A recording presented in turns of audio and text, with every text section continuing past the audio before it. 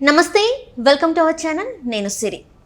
Bramayugam last week అయితే మలయాళంలో ఈ మూవీ రిలీజ్ అయ్యి మంచి విజయాన్ని సాధించి అక్కడ కలెక్షన్ల పరంగా కూడా చాలా బాగా వస్తుంది. సో ఇక్కడ ఈ రోజు అయితే మన తెలుగు ఇండస్ట్రీలో అయితే ఈ రోజు రిలీజ్ అయింది. అండ్ ఈ సినిమా ఎలా ఉండబోతుంది, మమ్ముట్టి గారి యాక్టింగ్, డైరెక్షన్ అంటే అక్కడ ఆ డైరెక్టర్ ఏం చెప్పాలనుకున్నాడు, అసలు ఈ స్టోరీ ఏంటి మనకు క్లుప్తంగా వివరించడానికి మనతో పాటు ఉన్నారు ప్రముఖ సినీ క్రిటిక్ యజ్ఞమూర్తి గారు. నమస్కారం సార్. నమస్తే సిరి. సార్, ఇప్పుడు చూస్తున్నట్టయితే బ్రహ్మయుగం, అసలు ఈ టైటిలే కొత్తగా ఉంది, బ్రహ్మయుగం అని చెప్పేసి. మలయాళంలో అయితే లాస్ట్ వీక్ రిలీజ్ అయ్యి చాలా కలెక్షన్స్ పరంగా అయితే చాలా బాగుంది, రేటింగ్ కూడా చూసాం మనం, చాలా బాగుంది. అండ్ ఈ రోజు ఇక్కడ రిలీజ్ అయింది. సో అసలు మమ్ముట్టి గారి సినిమా అంటేనే చాలా ఈగర్గా అందరూ వెయిట్ చేస్తూ ఉంటారు. చాలా అంటే తన స్కిల్స్ అంటే మామూలుగానే అంత ఏజ్ ఉన్నా కూడా అంటే యంగ్ ఏజ్ లాగానే కనిపిస్తూ ఉంటారు. సో ఈ సినిమా ఎలా ఉంది, అసలు డైరెక్షన్ ఎలా ఉంది, అసలు స్టోరీ ఏంటి, ఎలా అంటే మన తెలుగులో ప్రేక్షకుల ఆదరణ పొందుదా సార్ అసలు ఈ మూవీ? మీరు అన్నట్టు ఇది లాస్ట్ వీక్ రిలీజ్ అయింది బ్రహ్మయుగం మలయాళంలో. ఈవెన్ హైదరాబాద్లో కూడా మలయాళ వర్షన్ రిలీజ్ అయింది. ఓకే. దాన్ని చూసిన వాళ్ళందరూ కూడా చాలా సినిమాటిక్ జమ్ ఇది అని చెప్పేసి చెప్పుకుంటూ వచ్చారు. That black and white film ఇది. సో ఈ కాలంలో ఒక బ్లాక్ అండ్ వైట్ సినిమా తీయాలంటే మామూలు గట్స్ కాదు, చాలా ఎక్కువ గట్స్ ఉండాలి. అంటే బ్లాక్ అండ్ వైట్ సినిమా తీసి మెప్పించాలంటే సో ఏదో ఒక డిఫరెంట్ పాయింట్, ఒక డిఫరెంట్ వరల్డ్లోకి మనం తీసుకెళ్ళగలగా అది ఆ సినిమాటిక్ ఎక్స్పీరియన్స్ ఉండాలి. దానికి తగ్గ సినిమాటోగ్రఫీ ఉండాలా, దానికి తగ్గట్టు బ్యాక్గ్రౌండ్ స్కోర్ ఉండాలా, వీటన్నిటిని మించి ఆ డైరెక్షన్ ఉండాలా. సో అట్లా రాహుల్ సదాశివన్, సో అతనికి ఇది 3వ సినిమా.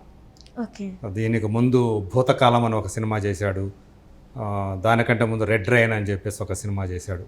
సో ఇవన్నీ కూడా ఆ రెండు కూడా అతనికి చాలా క్రిటికల్గా చాలా మంచి పేరు తీసుకొచ్చాయి. భూతకాలం కమర్షియల్గా కూడా బాగా ఆడింది. ఇప్పుడు అతను అంటే థ్రిల్లర్ జానర్ అంటే అతనికి చాలా ఇష్టం అని మనకు ఆ సినిమాలు చూస్తే అర్థమవుతుంది.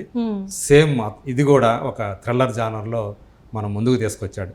కాసే ఈసారి అంతకుముందు సైన్స్ ఫిక్షన్లు అట్లాంటిది చేసినవాడు, ఈసారి ఫాంటసీ అంటే మనల్ని భూతకాలంలోకి తీసుకెళ్ళిపోతాడు. 17వ శతాబ్దం అంటే 1650 అట్లా ఆ టైంలో అనుకుంటే, అంటే 17వ శతాబ్దం అని చెప్తాడు. కానీ సినిమా మొత్తాన్ని కూడా ఒక అడవి, ఆ అడవిలో ఉండే ఒక పాడుపడిపోయినటువంటి రాజప్రాసాదం లాంటి ఒక పెద్ద భవంతి, సో అక్కడ నడుపుతాడు. సో తెలుగులో ఈ సినిమాని అంటే వచ్చిన టాక్, మలయాళంలో వచ్చిన టాక్ చూసి తెలుగులో ఈ వారం రిలీజ్ చేశారు సితారా ఎంటర్టైన్మెంట్స్ వాళ్ళు. సో వాళ్ళు ప్రొడక్షన్ వాల్యూస్కి ఎలాంటి విలువిస్తారో మనకు తెలుసు.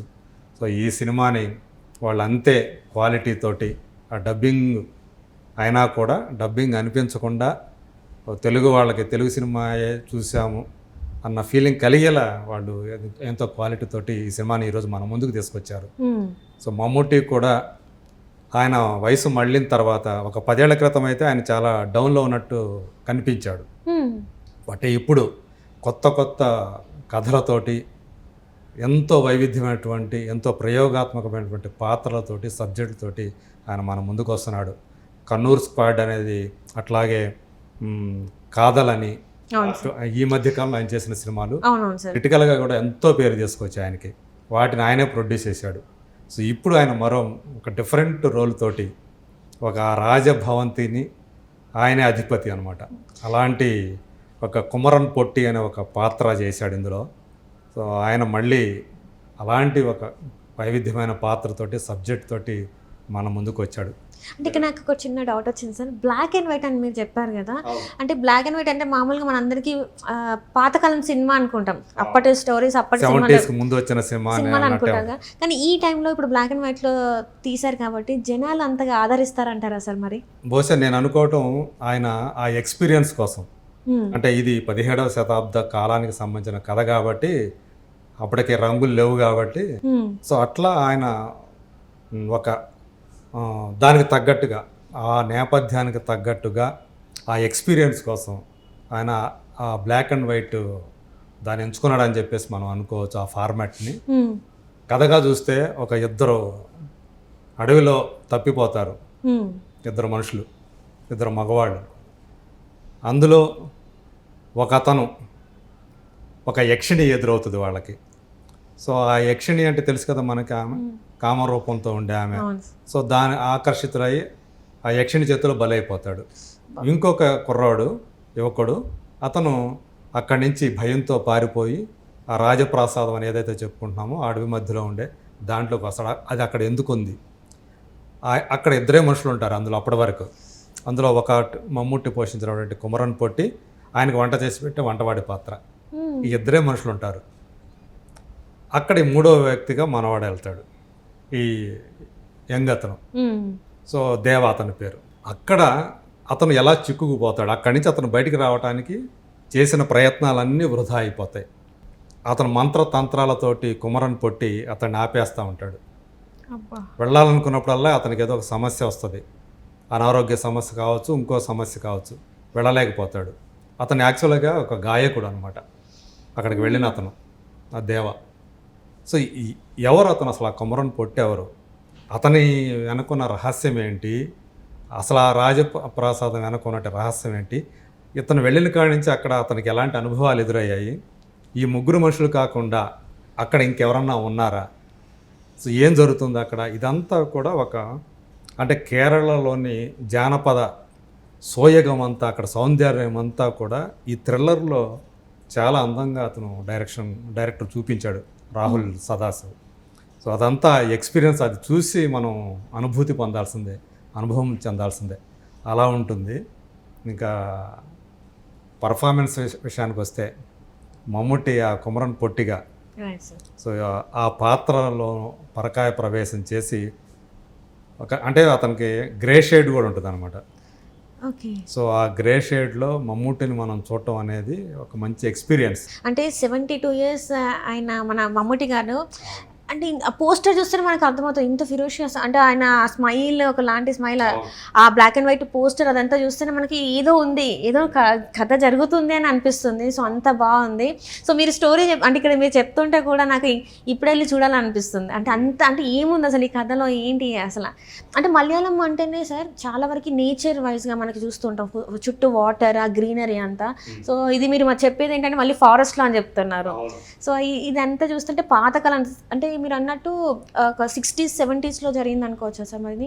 అదే 17వ శతాబ్దం, ఓకే. అంటే 1601వ సంవత్సరం నుంచి మళ్ళీ 1700 సంవత్సరం వచ్చేంత వరకు 17వ శతాబ్దం. ఓకే. సో ఆ కాలంలో అంటే మన దేశానికి పోర్చుగీస్ వాళ్ళు, ఫ్రెంచ్ వాళ్ళు, బ్రిటిష్ వాళ్ళు వచ్చినటువంటి కాలం, అది వాళ్ళు వస్తున్నటువంటి కాలం. అంటే అప్పటికి ఇంకా మనకి రాజులు పాలిస్తున్నారు. అవునవును. సో దీని అంతా మనకేంటంటే మనకి ఎక్కడా కూడా ఏమి చూపించడు, బయట ప్రపంచం ఏమీ చూపించడు. ఆ అడవిలో ఆ రాజప్రాసాదం పాతబడిపోయింది, అది కూడా 6 తరాల నుంచి ఉన్నటువంటి, అంటే 6 తరాల కాలం నాటిది, పాతకాలం నాటిది. సో అక్కడ జరిగే ఆ మిస్టరీ అనమాట, దాని వెనక ఉన్న మిస్టరీ. ఈవెన్ కుమరన్ పొట్టి అంటే మమ్ముట్టి చేసిన క్యారెక్టర్ వెనక కూడా ఒక మిస్టరీ ఉంటుంది. సో ఇదంతా కూడా ఈ అన్ఫోల్డ్, ఇదంతా కూడా ఎలా అవుతుంది అనేది సినిమా అంతా ఒక నిజంగానే ఒక ఎక్స్పీరియన్స్, మంచి ఎక్స్పీరియన్స్. మమ్ముట్టిని చూడాల్సింది ఆ క్యారెక్టర్లో. అలాగే దేవ అనే క్యారెక్టర్లో యాక్చువల్గా స్క్రీన్ స్పేస్ అంతా కూడా ఆ క్యారెక్టర్ మీద ఉంటుంది. సినిమా అంతా అతని చుట్టూ తిరుగుతుంది, అతనే నడిపిస్తాడు కథనే, అతనే వెళతాడు అక్కడికి. సో అతను ఎలా అక్కడి నుంచి బయటపడ్డా లేదా తను కూడా అందులో ఒక భాగం అయిపోయాడా, ఇదంతా అతని మీద నడుస్తుంది. ఆ క్యారెక్టర్ అర్జున్ అశోకన్ అని చెప్పేసి అతను యంగ్ యాక్టర్, అతను చాలా బ్రిలియంట్గా ఆ క్యారెక్టర్ని పోషించాడు. వంటవాడి క్యారెక్టర్, అది కూడా చాలా ముఖ్యమైనటువంటి పాత్ర, దాన్ని సిద్ధార్థ భరతన్ అని చెప్పేసి అతను చేశాడు. సో వీళ్ళ ముగ్గురి పర్ఫార్మెన్స్లు ఈ సినిమాని ఇంకో లెవెల్కి తీసుకెళ్ళాయని చెప్పాలి. అంటే మీరు చెప్పినట్టు అంటే అప్పటి ఇవన్నీ చూపెట్టాలంటే టెక్నికల్ వాల్యూగా ఎట్లా ఉంది సార్ సినిమా? మ్యూజిక్, సో అతని పేరు క్రిస్టో జేవియర్.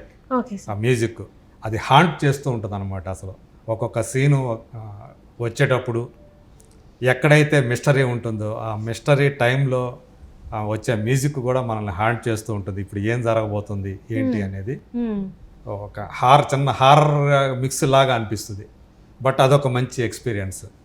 సో అట్లా అన్నీ అంటే ఏ మూడ్కి తగ్గట్టు దానికి తగ్గ బ్యాక్గ్రౌండ్ స్కోర్ తోటి చాలా అద్భుతమైనటువంటి ఫలితాన్ని రాబట్టాడు దర్శకుడు, మ్యూజిక్ డైరెక్టర్. అంటే సినిమా మొత్తం మీద ఈ 3 క్యారెక్టర్స్ అయినా సార్, ఇంకా వేరే క్యారెక్టర్ ఉంటాయి. ఒక యక్షిణి క్యారెక్టర్ అని చెప్పాను కదా, క్యారెక్టర్ ఉంటుంది. అట్లాగే ఒక మనిషికి కాని ఒక పాత్ర ఉంటుంది. సో ఇదంతా మీరు సినిమాలో చూడాలి. Right right sir. సో అట్లా అంటే చివరిలో వచ్చేప్పటికి మళ్ళీ మనకి మళ్ళీ కొన్ని పాత్రలు అంటే అలా వచ్చి అలా పోయే పాత్రలు కనిపిస్తాయి. Cinematography excellent.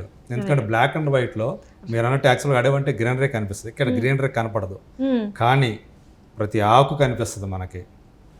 అంటే అంత డీటెయిల్డ్గా తన సినిమాటోగ్రఫీ తోటి అతను జలాల్ ఏదో ఉంది అతని పేరు, చాలా చాలా బ్రహ్మాండమైనటువంటి ఫోటోగ్రఫీ అందించి ఆ సినిమాకు ఒక అందం తీసుకొచ్చాడు. అంటే మామూలుగా అయితే బ్లాక్ అండ్ వైట్ అంటే ఈ కాలంలో ఎవరు చూస్తారంటారు కదా, బట్ ఈ సినిమా చూస్తే ఆ బ్లాక్ అండ్ వైట్ ఫిలింలో ఉండేటువంటి అందం ఇది ఈ సినిమాలో మనం ఆవిష్కృతం అవుతుంది. చాలా గొప్పగా ఆ ఎక్స్పీరియన్స్ని అనుభవించాలంటే మామూలు కమర్షియల్ సినిమాలు, రెగ్యులర్ కమర్షియల్ సినిమాలు చూసేవాళ్ళు ఈ సినిమాకి వెళ్ళక్కర్లా. ఒక డిఫరెంట్ ఎక్స్పీరియన్స్ కావాలి, ఒక కొత్త ప్రపంచంలోకి మనం వెళ్ళాలి, అది ఆ మిస్టరీ ఒక థ్రిల్లర్ని మనం అనుభూతి చెందాలి అనుకున్న వాళ్ళు, అభిరుచి కలిగినటువంటి ఆడియన్స్ ఎవరైతే ఉండారో వాళ్ళకి, ఒక డిఫరెంట్ సినిమాలు చూడాలనుకునే వాళ్ళకి ఈ సినిమా నిజంగానే ఒక జమ్ అని చెప్పాలి వాళ్ళకి. అంటే రెగ్యులర్ స్టోరీస్ కాకుండా డిఫరెంట్ జోనర్లో ఈ సినిమా ఉందంటారు. రెగ్యులర్ మూవీస్ అంటే రెగ్యులర్ స్టోరీస్ ఇష్టపడే వాళ్ళు ఈ మూవీని ఇష్టపడదంటారా సార్? అంటే వెళ్ళే రెగ్యులర్ కమర్షియల్ సినిమా గోయర్స్కి ఈ సినిమా నేను అస్సలు ప్రిఫర్ చేయను. నచ్చదంటారా అసలు వాళ్ళకి అర్థం కూడా కాదు ఏంటి ఏం చూస్తున్నామని చెప్పేసి. ఓకే. సో అది నేను ముందే చెప్పినట్టు ఒక డిఫరెంట్ ఎక్స్పీరియన్స్ కోసం. సో అందులో కూడా సినిమా అంటే సినిమా ప్రేమికులు, సినిమా గురించి తప్పించే వాళ్ళు ఎవరైతే ఉంటారో మంచి సినిమా వాళ్ళని మాత్రం ఇది 100% మోర్ దాన్ 100% సాటిస్ఫై చేసే సినిమా. సో ఇప్పుడు ఈ సినిమాలో ప్లస్ అండ్ మైనస్ అంటే ఏం చెప్తారు సార్? మైనస్లు అంటే అదే చెప్పాను కదా, ఇది డిఫరెంట్ జానర్ కాబట్టి అదే ఈ సినిమాకి మైనస్ కూడా. రెగ్యులర్ సినిమా ఎక్కువ మంది జనాలు ఈ సినిమాకి రారు, చూడలేరు, వాళ్ళకి అర్థం కూడా కాదు. ఇక ప్లస్లు అంటారా, కథాంశమే ఒక ప్లస్, ఒక డిఫరెంట్ స్టోరీ. సో ఆ బ్లాక్ అండ్ వైట్ ఫార్మేట్ అది ప్లస్సే, పర్ఫార్మెన్స్లు ప్లస్సే, మ్యూజిక్, సినిమాటోగ్రఫీ, ఈ అసలు ఇలాంటి కథని తీసుకున్నటువంటి డైరెక్టర్ యొక్క ఆ ప్లాటు, అతని యొక్క నెరేషను, ఆ టెక్నిక్, అదంతా ఈ సినిమాకి ప్లస్ పాయింట్స్.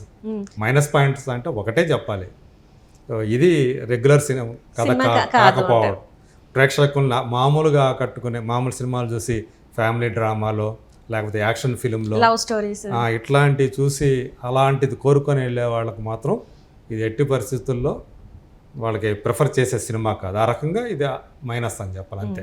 సార్ ఓవరాల్గా మీరు ఈ సినిమాకి ఇచ్చే రేటింగ్ అంటే స్టార్స్ ఎన్ని స్టార్స్ ఇస్తారు? నేను 4 ఇస్తాను. 4 ఇస్తారా సార్?